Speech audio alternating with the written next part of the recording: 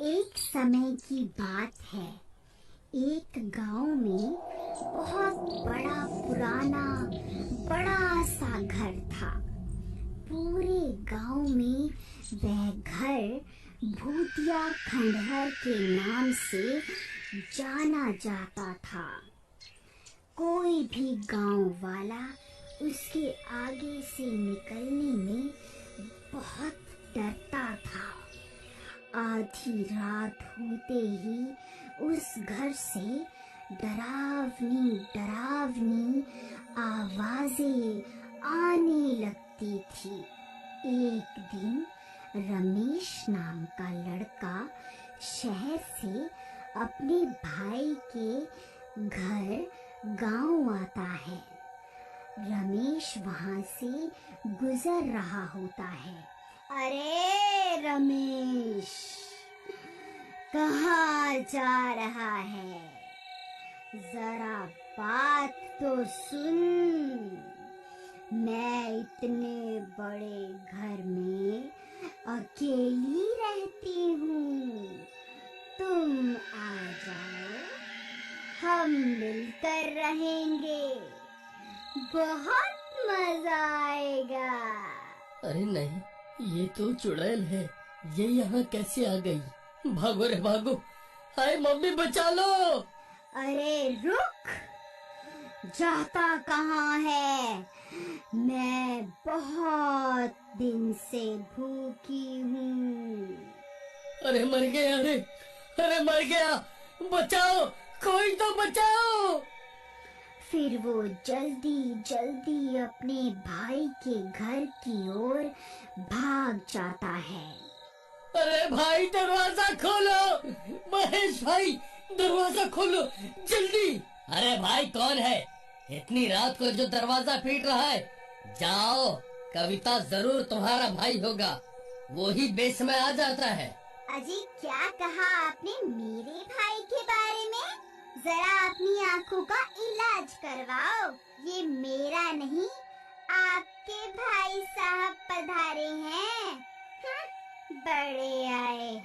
अरे पागल औरत, वो शहर से बहुत सारी सोने की गिन्नियां लाया है ताकि यहाँ मेरे पास संभाल कर रख सके। क्या कह रहे हो जी? तो ऐसा बोलो ना कि लक्ष्मी जी पधारी है। मैं अभी आई, लक्ष्मी जी।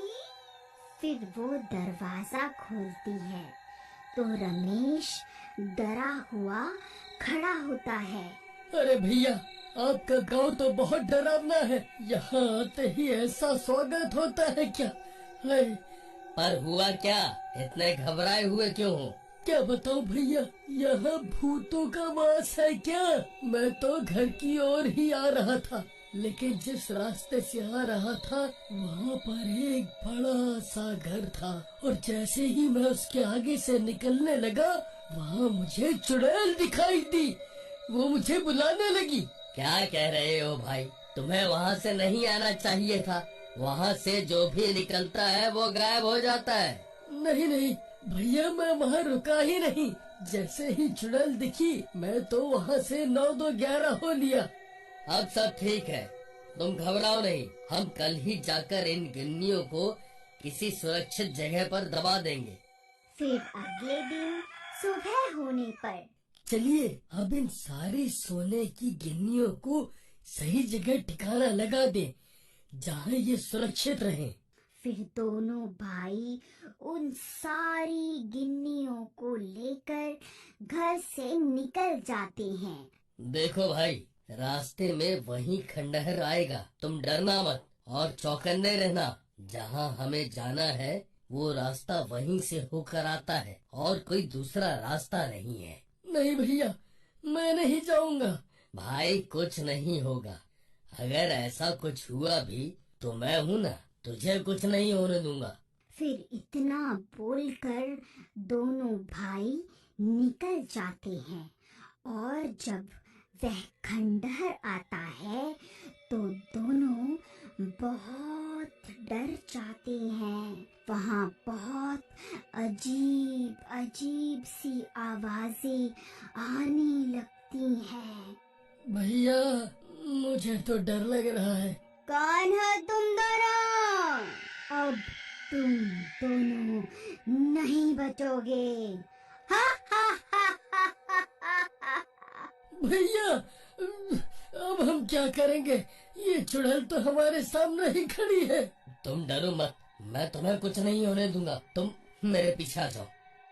फिर चुड़ैल महेश को अपने मुंह में निगल लेती है।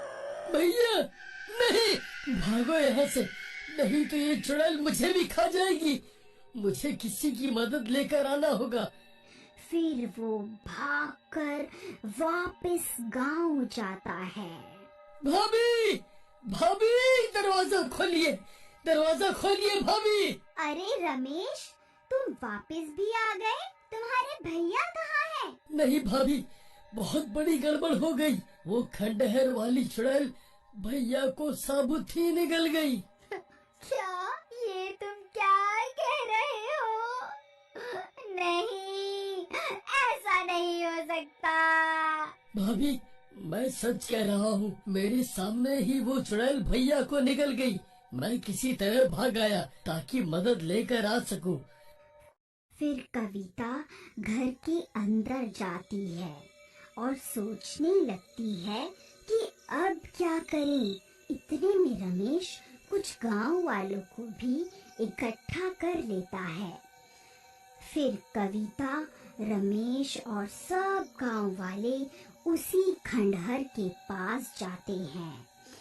अरे ओ चुड़ैल, बाहर निकल, मेरे पति को खा गई। हिम्मत है तो बाहर निकल। अरे भाभी, आपको डर नहीं लगता क्या? देवर जी, डर तो लगता है, लेकिन अपने पति को बचाने के लिए मुझे अपनी जान की कोई परवाह नहीं है। इतने में चुड़ैल वहाँ आ जाती है। सब गांव वाले बहुत डर जाते हैं। आई मम्मी, मचा लो, अभी तो मेरी शादी भी नहीं हुई। अरे कविता बहन, आपके तो पति के पेट में है, आप भी अंदर चली जाओ। दोनों साथ में खुशी खुशी अंदर रहना, मजे करना। मैं मरना नहीं चाहता। भाभी जी नमस्ते, मैं जा रहा हूँ। ये तो बहुत खतरनाक दिखती है, भागो रे यहाँ से, अपनी जान बचाओ। बेकार में इनके साथ आ गए। डरपोक कहीं का, चल भाग यहाँ से। फिर सब गांव वाले डर के मारे वहां से भाग जाते हैं। अरे रुको डरपोक गांव वालों, कहाँ भाग रहे हो? ए चुड़ैल, उन्हें छोड़, इधर देख, मैं यहीं खड़ी हूँ। मैं तुझसे नहीं डरती, समझी ना? तूने मेरे पति को निगल लिया, मैं तुझे नहीं छोड़ूंगी। अरे भाभी, ये क्या कर रही हो? आराम से बातचीत करके भी तो मामला निपटाया जा सकता है। तू वही है ना जो कल यहाँ से बचकर भाग गया था?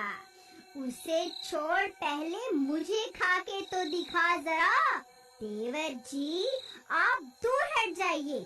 फिर रमेश एक पेड़ के पीछे छिप जाता है। ए पागल औरत, तुझे भी तेरे पति के ही पास पहुंचा दूंगी। हाँ हाँ, तो खाना मुझे, डर क्यों रही है? फिर उस चुड़ैल को बहुत गुस्सा आ जाता है और वो कविता को भी मुंह में डालकर निगल जाती है। कविता भी चुड़ैल के पेट में पहुंच जाती है। अजी, आप ठीक तो है ना? अरे कविता, तुम यहाँ कैसे आ गई? तुम्हें यहाँ नहीं आना चाहिए था। और कैसी नहीं आती? मेरी लक्ष्मी जी तो आपके ही पास थी ना। हे राम, ये क्या कह रही हो? तुम्हें अभी भी गिन्नियों की पड़ी है। तभी कविता अपने पास से हनुमान जी की मूर्ति निकालती है, जो उसने छिपाकर अपने पास रखी थी। हे पवन सुत हनुमान, हे बजरंग बली, हमारी रक्षा करो। मैं आप पर ही विश्वास करके इस चुड़ैल के पेट में आ गई। बस आप ही रक्षा कर सकते हो। जय बजरंग बली। हाँ कविता, ये तुमने ठीक किया। अब तो इनका ही सहारा है। बजरंग बली की जय हो, पवन सुत हनुमान की जय हो, सियापति रामचंद्र महाराज की जय हो। इतना बोलते ही हनुमान जी की मूर्ति से प्रकाश निकलने लगता है और वह मूर्ति कविता के हाथ से निकलकर बड़ी होने लगती है। अरे ये मुझे क्या हो रहा है? मर गई रे। मेरे पेट में इतना दर्द क्यों होने लगा? ये दर्द बर्दाश्त नहीं होता। हे भगवान, मुझे माफ कर दो। जैसे जैसे मूर्ति बड़ी होने लगती है, वो चुड़ैल भी अपना शरीर बड़ा करती जाती है। फिर हनुमान जी की मूर्ति और बड़ी होने लगती है और वो इतनी बड़ी हो जाती है कि चुड़ैल का पेट ही फट जाता है और ऐसे ही उसका अंत हो जाता है और मूर्ति फिर से छोटी होकर कविता के हाथों में बोलो आ जाती महाबली है। हनुमान की जय। बोलो महाबली हनुमान की जय।